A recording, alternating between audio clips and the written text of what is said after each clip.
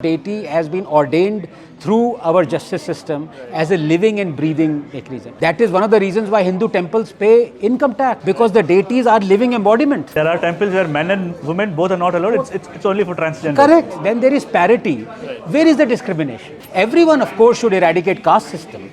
But Sanatan Dharma is not caste system. I've heard you say that you're for Sabrimala verdict. Yes, the purpose of science is to put the things on the table. For example, as a scientist, by definition, I cannot believe in God. But it's not my job to convince each and every 99% of the world that believes in God. If you believe in the honesty of Arvind Kejriwal, then you should believe that you can cure baldness by rubbing your nails. Manmohan Singh said Muslims have the first right to resources. Why would somebody say that? It is possibly the psychology that has now seeped in us subconsciously. Namaste all. Today we have with us Dr. Anand Ranganathan.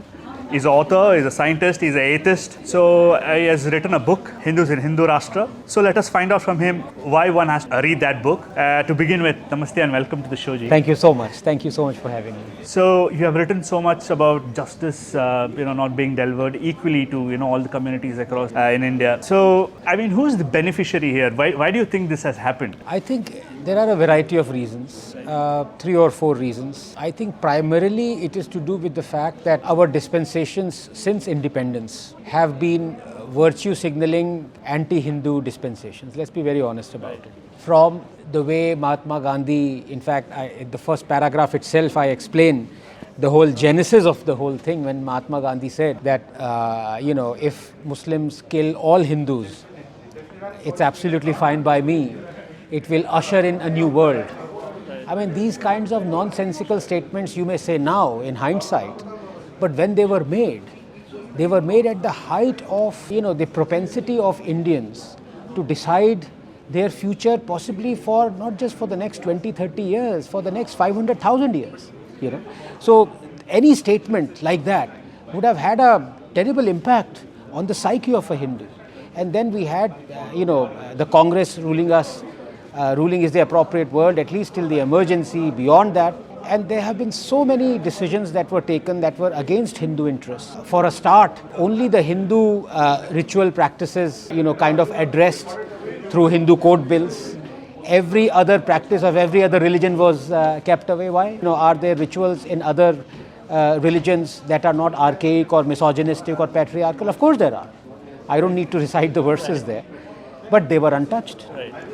So right from the genesis, the beginning, the birth of our republic, we have been like that, and we've carried on. Manmohan Singh said Muslims have the first right to resources. Why would somebody say that? It is possibly the psychology that has now seeped in us subconsciously. Secondly, because look, he's a politician. He would have, or semi-politician you can say, or not a consummate politician, but even he would have realized that this statement, if he were to make it, would have a terrible negative impact, over the majority. And yet he said it. So I'm giving him the benefit of the doubt in saying that he said it subconsciously. And that kind of explains everyone else, what they've gone through. Being a child of the 70s and 80s, I know how we could not even use the word Muslim, how everything had to be tread, as if you're treading so carefully on everything. Don't say anything to annoy things. Then we had the Shah Banu judgment, where Supreme Court judgment was overturned. Correct. And it wasn't a judgment that was anti-Muslim, it was a judgment that was pro-Muslim. Pro-woman, in fact. To a woman, a widow over 60, who was asking for mere 25 to 100 rupees. Right. But the Congress overturned it because they wanted to placate the mullahs and AI, All India Muslim Personal Law Board. So many things like that. Muslims don't have to adhere to the Prohibition of Child Marriage Act. A sitting Supreme Court judge now, when he was the High Court judge in Gujarat, he adjudicated that an adult Muslim male could marry a girl who was 12 years old. How is that possible, in a modern society? It is criminal. But people are allowing that, so that was the genesis. Right, so right. I also see that I've heard you say that you're for Sabrimala verdict. Yes, so, but I have kind of put a nuanced take on it. Okay. I am for the Sabrimala verdict or any verdict that purports to remove any discrimination. Right? So let's not just talk about Sabrimala. It could be any temple. It could be any shrine. It could be any mosque. It could be any religious place of worship. Let's say it that.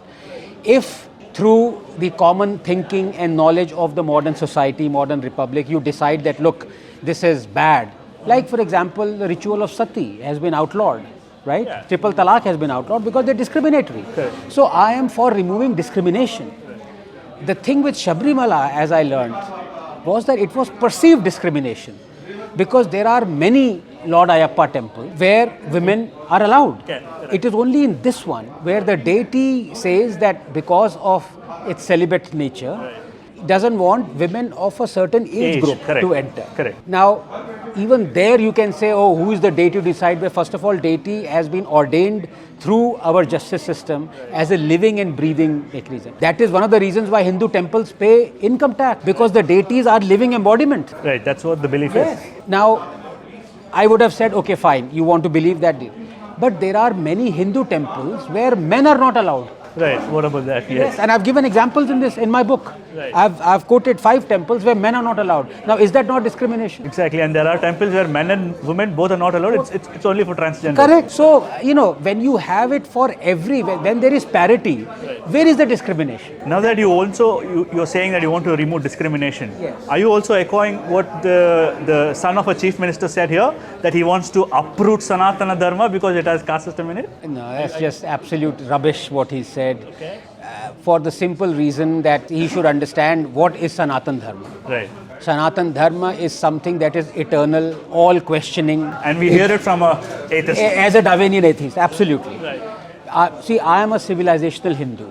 I believe that if you were to believe that religion has come into Hinduism, it is an offshoot of the Hindu way of life. Right. So whatever aspects of religion there may be in Hinduism, they are emanating from what was Hindu philosophy, Hindu way of life. In Abrahamic religions, it's the other way around. Correct. Way of life is an offshoot of religion. This is exactly what you have written in your book. Yes, so it follows that Hinduism is more adaptable because ways of life change. What we thought 100,000 years ago or 1,000 years ago, we don't see that now. I mean, nobody wants to do sati now, that's one example, but any other examples of ways of life. So when he says he wants to eradicate it, he wants to eradicate a philosophy which is just absolute rubbish.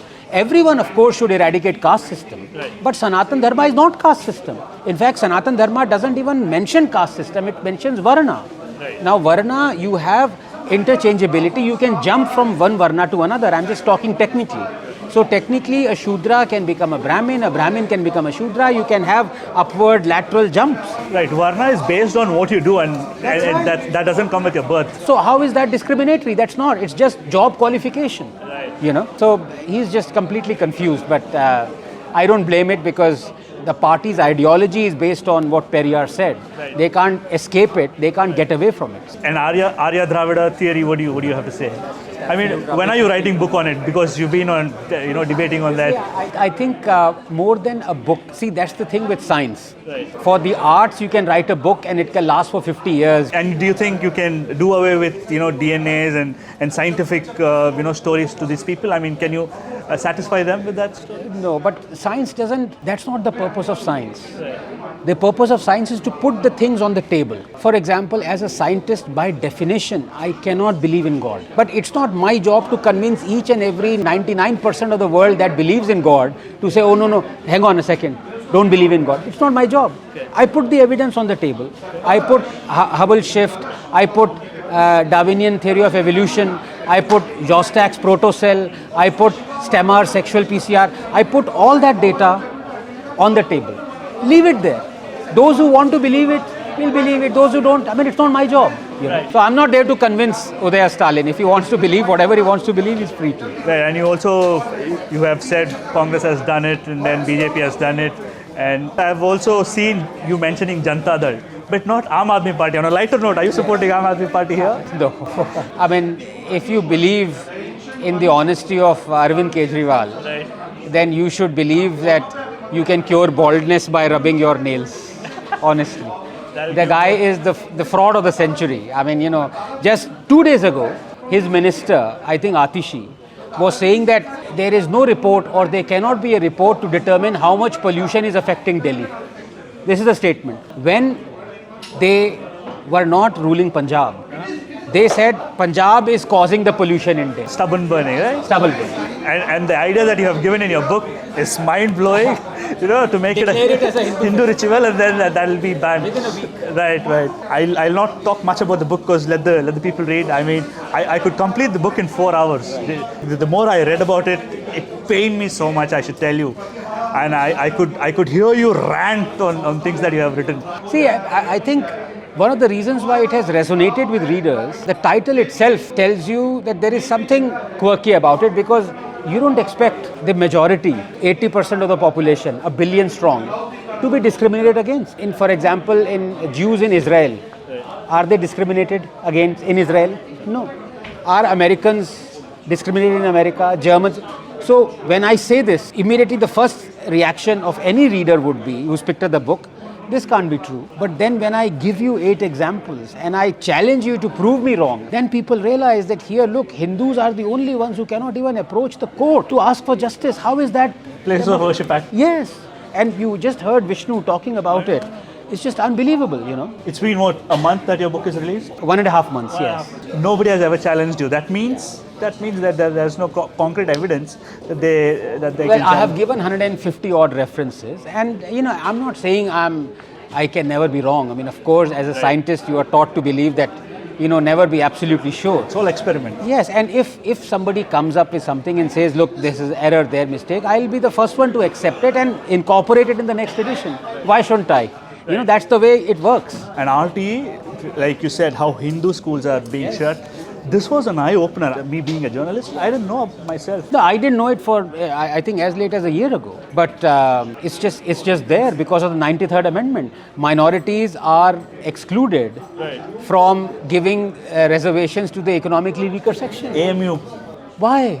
AMU, that's a different matter, because that doesn't come under RTE, I think, because that's a university. No, what I'm saying is the minority institution which doesn't give reservations to... It's 0.25% Dalit teachers in AMU. Right. Just 0.25%. Right. Maybe just 1%. I had the figures, I tweeted about it 4 or 5 years ago.